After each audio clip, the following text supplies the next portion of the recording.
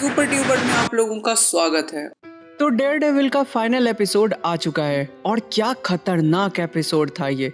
एक एक करके सारी डिटेल्स पर बात करते हैं। तो एपिसोड स्टार्ट होता है प्रेजेंट से 1 साल पहले, जहां वेनेसा पॉइंट डेक्स्टर को फॉगी और उसके गवाह को मारने के लिए हायर करती है और वो यहाँ एजेंट नदीम को भी मेंशन करती है जो कि नेटफ्लिक्स वाले डेयरडेविल में था। फिर सीन शिफ्ट होता है प्रेजेंट में, जहाँ मैट हॉस्पिटल में लेटा हुआ था और कैरन को आवाज लगा रहा था, जिससे हैदर थोड़ी नाराज हो जाती है। फिर मैट को अचानक याद आता है जा हैदर हैदर बोल रहे थे हम। इधर फिस्क अपने ऊपर हुए इस हमले को बेस बना के पूरे न्यूयॉर्क में मार्शल लॉ लगाने की तैयारी कर रहा है। रात में हर जगह पुलिस पेट्रोलिंग करेगी ताकि किसी भी तरह की विजिलेंटी एक्टिविटी ना हो सके, और जैसे ही पुलिस ऐसा कुछ देखती है वो उस आदमी का डायरेक्ट एनकाउंटर कर सकती है। और फिर किंग पिन बक को भेज देता है ताकि वो मैट को मार डाले, ताकि मैट को एक शहीद की तरह दिखा सके। पर वहाँ मैट को बचाने आ जाता है अपना पनिशर, और मैट और पनिशर की फ्रेंडशिप को भी यहाँ बहुत अच्छे से दिखाया गया है। उन दोनों की कॉन्वर्सेशन को हम लोग बहुत एंजॉय करते हैं, फिर चाहे वो शेविंग के बारे में हो या कॉफी के बारे में या फिर घाघरा और चोली के बारे में हो। इधर कमिश्नर शीला को बताते हैं कि वो हाई कोर्ट जाएंगे ताकि किंग पिन को रोक सके, पर शीला डर के मारे कमिश्नर की रिकॉर्डिंग किंग पिन को दे देती है और किंग पिन भी इधर हर उस इंसान को ढूंढने लगता है जो उसके खिलाफ है। इधर सारे पुलिस वाले गुंडे पनिशर की कॉस्ट्यूम पहन के डेयरडेविल को मारने बिल्डिंग में घुस जाते हैं, और फिर पनिशर अपनी गंजी और डेयरडेविल अपना लाल लंगोट पहन के सबको मारने निकल पड़ता है।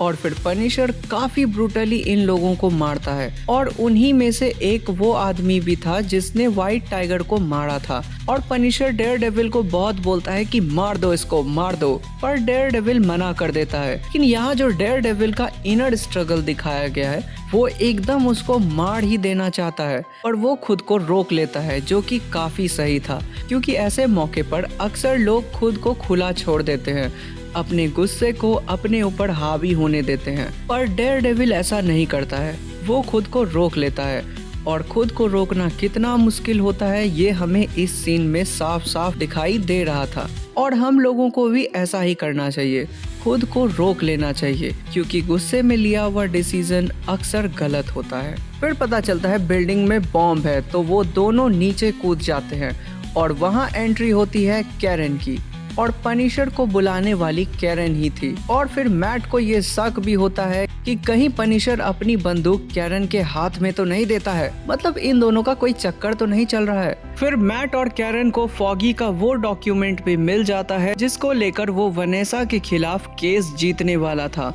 और यहाँ ये पता चलता है कि रेड हुक प्रोजेक्ट एक ऐसी जगह होने वाला था जहाँ सरकार का कोई रूल नहीं चलता है, मतलब किंग पिन और वनेसा खुद का एक स्टेट बनाने के फिराक में थे जहां बस उन दोनों का ही रूल चलता, सरकार का इसमें कोई हस्तक्षेप नहीं हो सकता था। फिर हमें फ्रैंक को दिखाया जाता है जो रात में निकलता है, ये जानते हुए भी कि वो पकड़ा जाएगा। वहाँ एक बहुत तगड़ी फाइट के बाद फ्रैंक पकड़ा जाता है, और वो सब पुलिस वाले फ्रैंक को अपना आइडियल मानते हैं और फ्रैंक को अपनी साइड करने की कोशिश करते हैं, पर फ्रैंक उन सब को मना करते हुए कहता है कि तुम सब मेरे हाथों से मरोगे।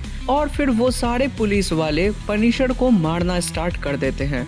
और इधर किंग पिन कमिश्नर को अपने गैंग मेंबर्स के पास बुलाता है, और जिस दरिंदगी से वो कमिश्नर को मारता है ये देख के सबकी रूह कांप जाती है। ये है वो असली किंग पिन जो नेटफ्लिक्स वाले डेयरडेविल से भी आगे बढ़ चुका है। और इधर डेयरडेविल अकेले ही किंग पिन की फैसिलिटी में जाने का फैसला करता है, पर कैरन उसको मना कर देती है, क्योंकि सबको पता है कि अगर वो अंदर गया तो वो मरेगा, और वो कैरन की बात भी मान जाता है। और अगले दिन किंग पिन हैदर को अपनी टीम का हिस्सा बना लेता है और लाइव आके पावर कट का इल्जाम विजिलेंटीज पर लगा देता है, और ये भी बताता है कि हालात बेकाबू हो गए थे, इसीलिए कमिश्नर ने इस्तीफा दे दिया। और वो ये भी ऐलान करता है कि आज और अभी से न्यूयॉर्क में मार्शल लॉ लागू किया जाता है। इधर डेयरडेविल कुछ न्यूयॉर्क के सिटीजन और चुनिंदा पुलिस वालों के साथ जोसेफ बार में किंग पिन के खिलाफ मोर्चा निकालने की तैयारी कर रहा है। और फिर सीन शिफ्ट होता है और हमें वो लोग दिखाए जाते हैं जिन्हें किंगपिन ने बंदी बनाकर पिंजरे में रखा है, और ये सब लोग या तो विजिलेंटीज हैं या फिर किंगपिन के खिलाफ हैं। और यहीं पे इसने पनिशर को भी बंद करके रखा है, जो कि मोस्ट प्रोबेबली यहाँ से भाग ही जाएगा, क्योंकि पोस्ट क्रेडिट में हमने ये देखा है कि ये पिंजरे में होते हुए भी एक पुलिस वाले को पीट देता है। तो ओवरऑल सीरीज की बात की जाए तो आपको ये सीरीज बांध के रखती है। यहाँ डेयरडेविल से ज्यादा मैट मर्डॉक के पॉइंट ऑफ व्यू पे फोकस किया गया है और एक एपिसोड में भी आप बोर नहीं होगे। और इसके लास्ट एपिसोड की बात की जाए तो इसकी तारीफ तो हम अलग से करेंगे। खैर, आपको डेयरडेविल बॉर्न अगेन का ये सीजन कैसा लगा, अपनी राय कमेंट में बताएं। तो अगर आप लोगों को ये वीडियो पसंद आया हो तो लाइक करो, सब्सक्राइब करो, जम के सपोर्ट दिखाओ, शेयर करो। बस वीडियो खत्म हुई, अब जाओ यहाँ से।